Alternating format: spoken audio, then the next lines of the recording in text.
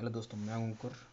अब आप सबको पता ही है कि आरपीएफ कॉन्स्टेबल और एसएससी जीडी एग्ज़ाम डेट्स का मतलब एग्ज़ाम आने ही वाले हैं।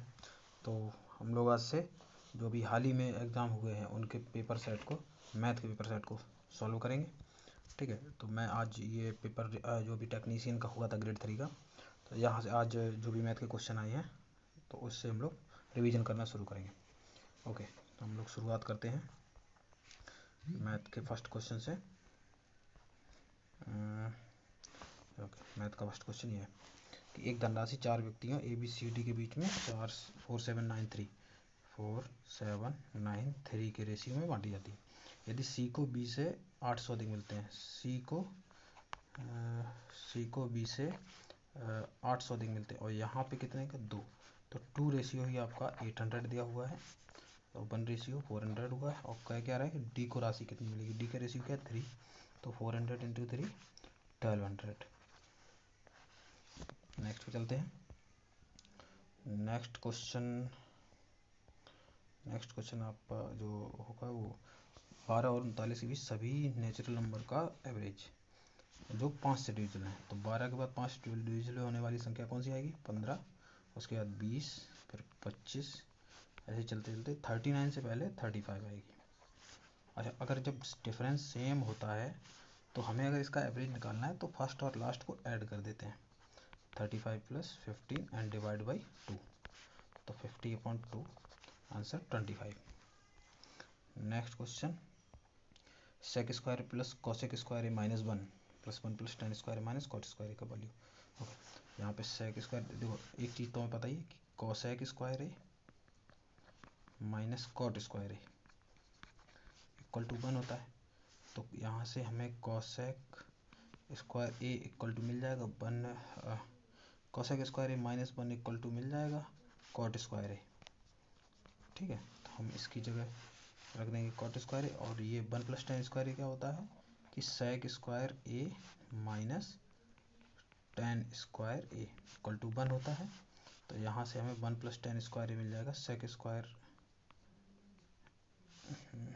यहाँ से sec square A equal to 1 plus tan square ए।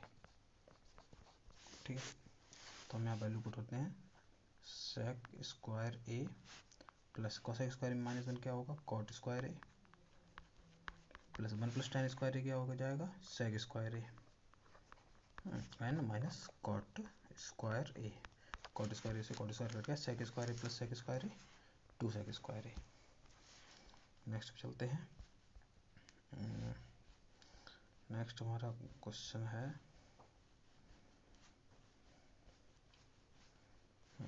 सिमी की माँ ने पार्टी के लिए 8 लीटर 785 ml का सूप बनाया। यदि सूप को 35 लोगों के बीच में इक्वली डिस्ट्रीब्यूट करना है तो प्रत्येक व्यक्ति को कितना सूप दिया जाएगा। ठीक है, और जब यहाँ ml की बात हो रही है तो हम इसको भी ml में बदल देते हैं, तो ये आपका हो जाएगा 8785 ml। टोटल लोग कितने हैं 35, इसको 5 से पहले डिवाइड कर देते हैं, 5 × 35, 5 × 5 3 5 5 × 35 एंड 5 5 5 3 5 7 35 2 5 5 25 एंड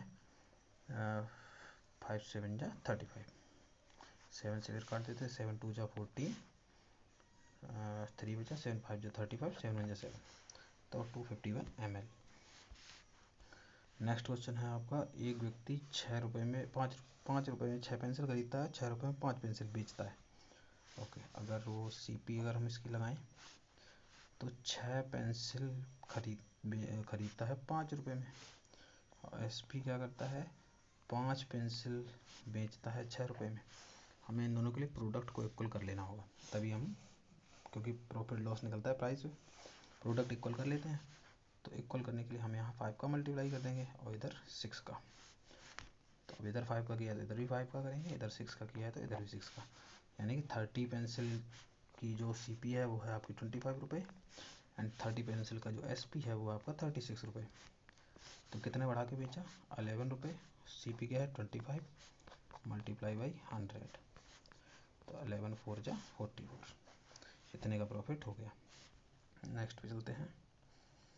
15% की छूट देने के बाद 20% का प्रॉफिट। एक दुकानदार को किसी को कितना अंकित मूल्य करना चाहिए, कितना मूल्य अंकित करना चाहिए यदि CP इतना हो।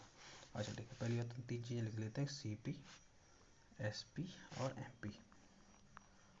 अच्छा 15% छूट किस पे मिलती है, MP पे। 15% क्या होता है, 3/20।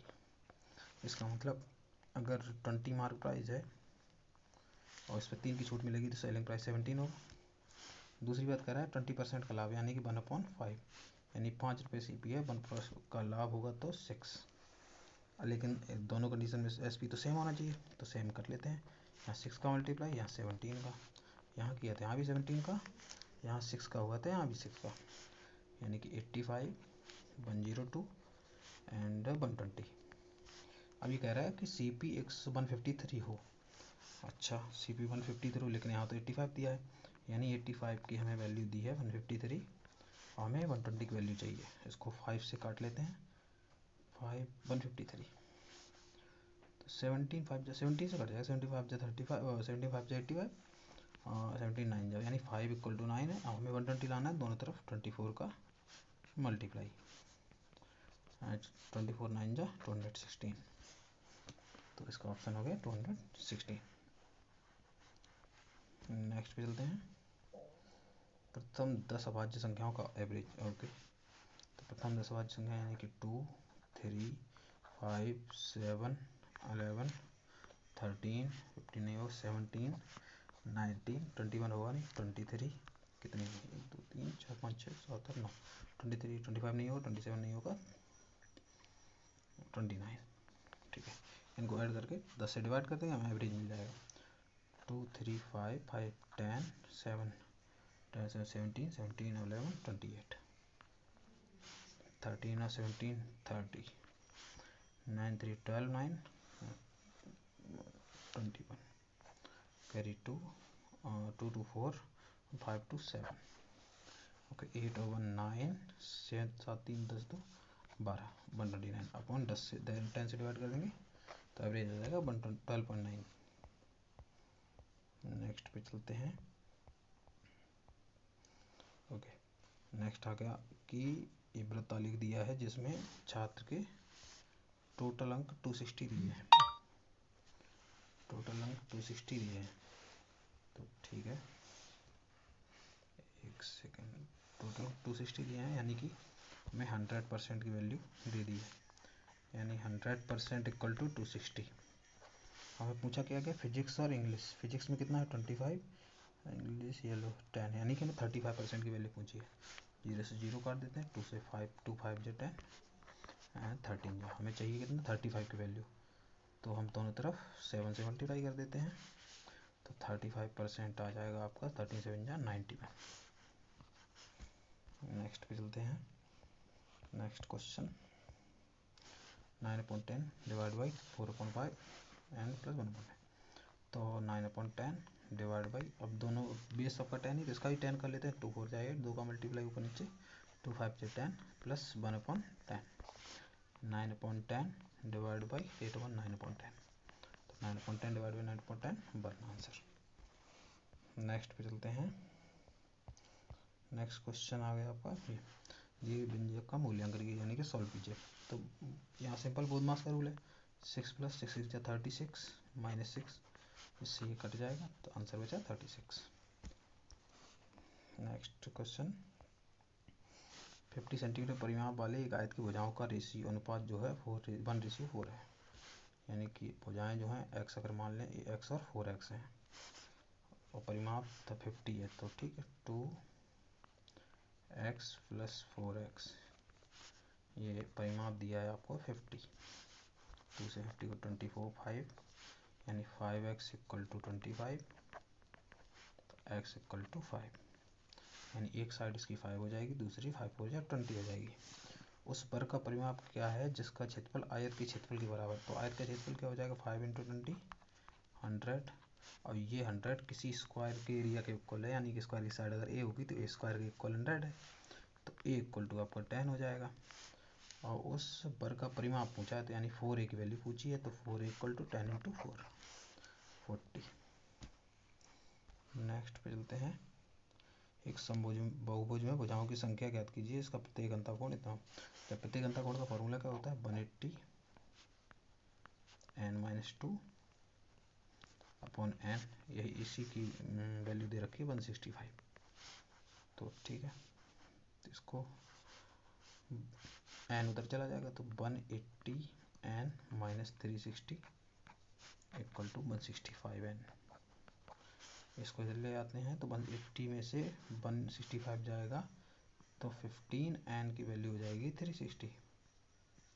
ठीक है, यानी 15 2 जा 30, 15 4 जा 60, यानी 24 आंसर। ठीक है, नेक्स्ट क्वेश्चन, कौन सी संख्या, एक अभाज्य संख्या। अभाज्य संख्या के लिए देखो, सबको भी बोला जाता है अगर आप कोई कंपटीशन तैयारी करते हैं तो आपको 1 से 20 तक टेबल आने ही चाहिए। क्योंकि जैसे ये 161 है, इसको 6 से शुरुआत करते हैं तो ये 7 से डिवाइड हो जाएगा। ठीक है, एंड 430 से 19 हो जाता है, ये 19 से डिवाइड हो रहा है। ठीक है, ये 19 से डिवाइड हो रहा है, 19 को 30 है, 93 है 57, और 221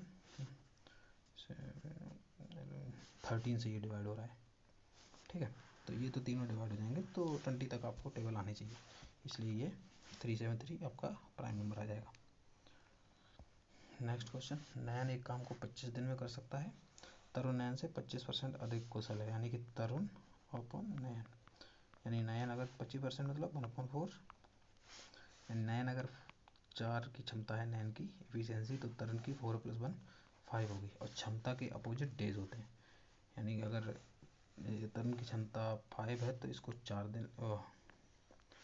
4 दिन लगेंगे, और इसकी क्षमता 4 है तो इसको 5 डेज लगेंगे, अपोजिट डेज हो जाते हैं। ठीक है, और यहाँ कह रहा है नयन को काम करने में 25 दिन में कर सकता है, और नयन एक्चुअल में यहाँ 5 रेसी दिया है, 5 रेसी की वैल्यू दी गई 25, 5 5 जो 25, यानी कि 4 × 5 है, यानी कि तरुण के एमडी मिल जाएंगे 4 5 जा 20। नेक्स्ट पे चलते हैं, एक परीक्षा में उत्तीर्ण होने के विद्यार्थी को कुल अंकों में से 780 अंक प्राप्त करना अनिवार्य है। सोनल को 728 अंक मिले हैं और 5% से अनुत्तीर्ण घोषित कर दिया गया है, यानी 780 तो लाने थे, वो लेके आया तो 728, कितने पीछे रह गया, 30 50 52 मार्क्स, और परसेंटेज में कितने पीछे रह गया 5%, यानी 5% की वैल्यू 52, और हमें मैक्सिमम मार्क्स चाहिए यानी 100%, दोनों तरफ 20 से दोनों तरफ मल्टीप्लाई, 0 2 2 जा 4 2 5 जा 1040 दिया गया। ठीक है, नेक्स्ट पे चलते हैं, 4 वर्ष के लिए 7.5% वार्षिक ब्याज की दर से 85,000 का निवेश किया है, धनराशि ज्ञात कीजिए, यानी कि ब्याज नहीं मुझे धनराशि, यानी ब्याज प्लस जो आपका मूल यानी 85 है, ये 85,000 ये भी ऐड हो जाएगा।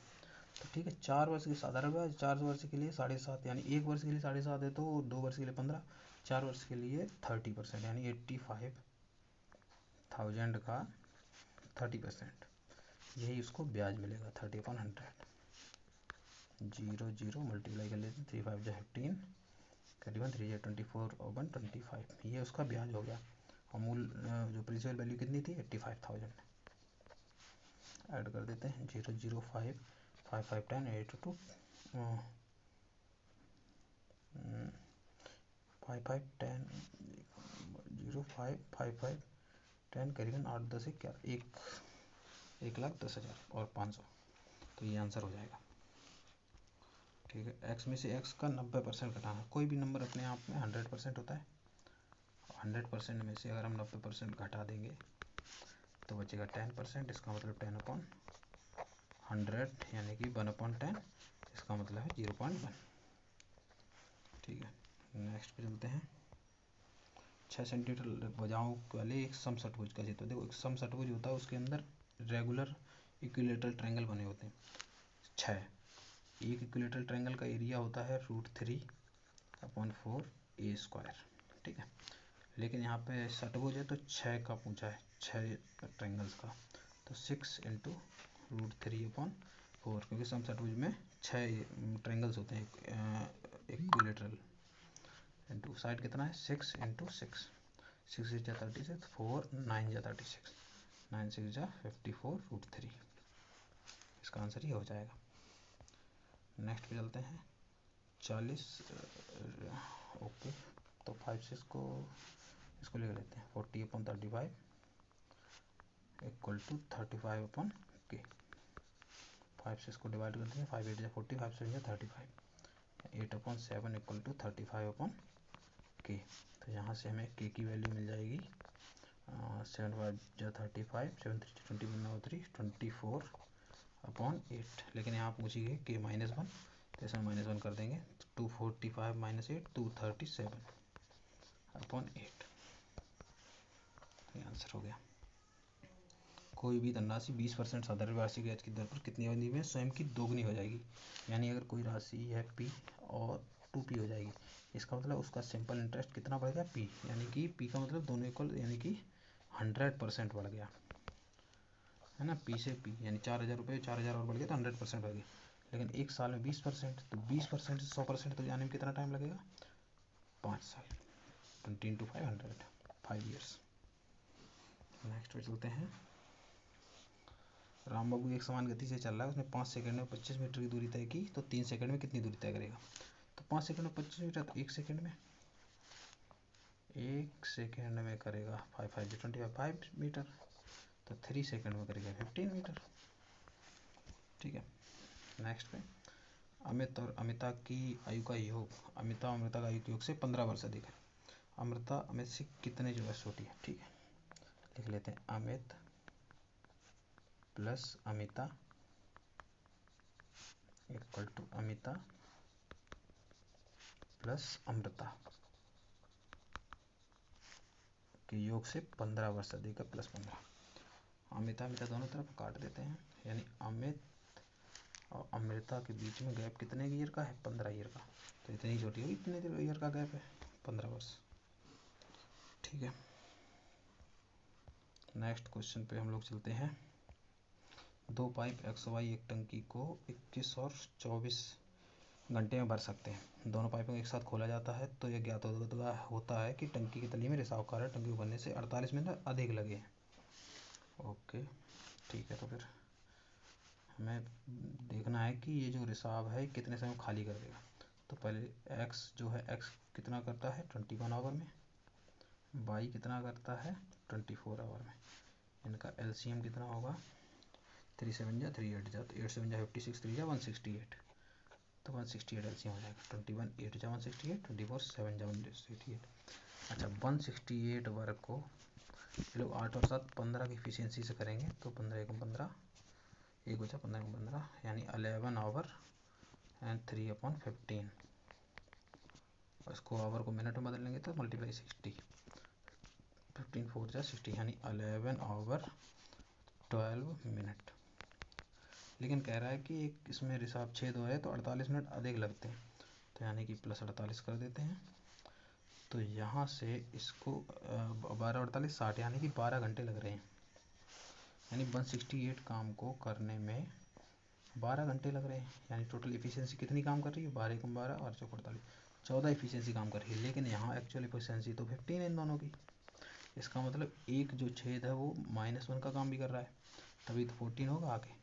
तो 168 टंकी ये -1 की एफिशिएंसी से, यानी खाली होने की एफिशिएंसी से 168 घंटे लगाएगी। ठीक है। नेक्स्ट पे चलते हैं। 3x - 5y = 7 - 6x + 10y = 7। इसके हल, अच्छा तीन, यहाँ पे 3 कंडीशन बनती हैं। एक कंडीशन जैसे यहाँ पे 3x अपॉन, पहले मैं कंडीशन बता देता हूँ। जैसे अगर a1/a2 is not equal to b1/b2 हो, कोई भी दो इक्वेशन में, तो यहाँ पे 1 सॉल्यूशन होता है, 1 सॉल्यूशन। ठीक, एक हल होता है। दूसरी condition a1/a2 equal to b1/b2 equal to c1/c2 हो, तो यहाँ पे इनफाइनाइट सॉल्यूशन होते हैं, अनंत सॉल्यूशन। और तीसरी condition a1/a2 equal to b1/b2 is not equal to c1/c2, तो इनका कोई भी सॉल्यूशन नहीं होता, नो सॉल्यूशन। तो यहाँ पे कंडीशन क्या बन रही है, 3/-6 इक्वल टू -5/10 और यहाँ पे 7/7 जो कि इक्वल नहीं है, क्योंकि ये तो -1/2 equal to -1/2 is not equal to 1, या तीसरी वाली कंडीशन काम कर रही है, इसका मतलब होता है कि कोई भी हल नहीं है। ठीक है, नेक्स्ट पे कर चलते हैं। नेक्स्ट क्वेश्चन हमारा 10,000 x इक्वल टू 9982 माइनस 80²। तो यहाँ पे a² माइनस b² लगा देंगे। 10,000 x equal to a² minus b² क्या होता है, a प्लस बी, यानी 9982 प्लस 18 हो जाएगा आपका 10,000 इंटू ए प्लस बी और a माइनस बी। 9982 माइनस 18, 12 में 60 के 4, समथिंग 6, यानी 9964। 10,000 कट जाएंगे, x की वैल्यू 9964। ठीक है, नेक्स्ट पे चलते हैं। यदि 90 किलोमीटर प्रति घंटे की चाल से चली एक रेलगाड़ी खंभे को पार करने में 5 सेकंड का समय लगता है, रेलगाड़ी की लंबाई, यानी हमें डिस्टेंस, यानी जो रेलगाड़ी खुद कवर करेगी वो पूछा है। तो speed equal to distance upon time, speed कितनी है 90, लेकिन यहाँ 5 सेकंड, तो इसको भी मीटर पर सेकंड बदल लेंगे, तो 5/18। तो अब 90 किलोमीटर पर घंटा किसमें बदल गया, मीटर पर सेकंड में। यही डिस्टेंस अपॉन टाइम कितना लग रहा है, 5 सेकंड। 80 से 90 काट देंगे 5 बार, तो डिस्टेंस आपकी आ गई 5 इंटू 5 इंटू 5, यानी कि 125। ठीक है, नेक्स्ट पे चलते हैं। नेक्स्ट क्वेश्चन, लास्ट क्वेश्चन आ गया कि 4 की पावर 50, 2 की पावर 100, 16 की पावर 20 कौन बड़ी संख्या है। इन सबका बेस सेम कर लेते तभी पता चलेगा। तो पहले वाले का 2 की पावर 50, यानी आपका हो जाएगा 2 की पावर 100। ठीक है, दूसरा 2 की पावर 100 है ही। तीसरा 16 की पावर 25, इसका मतलब 16 क्या होता है, 2 की पावर 4 होता है, तो 2 की पावर 4 की पावर 25, यानी ये भी आ गया आपका 2 की पावर 100, यानी कि तीनों के तीनों इक्वल हैं। तो ये आज फर्स्ट पेपर का सॉल्यूशन था। अगर आप लोग कहेंगे तो हम रीजनिंग का भी सॉल्यूशन करेंगे इसका, है ना। और फिर मिलते हैं कल वाले, कौन से कल मिलेंगे हम लोग, ये उसी मतलब 20 तारीख को ही, 20 दिसंबर वाले पेपर को, शाम वाली मीटिंग पेपर है। मिलते हैं बाद में, थैंक यू, बाय बाय।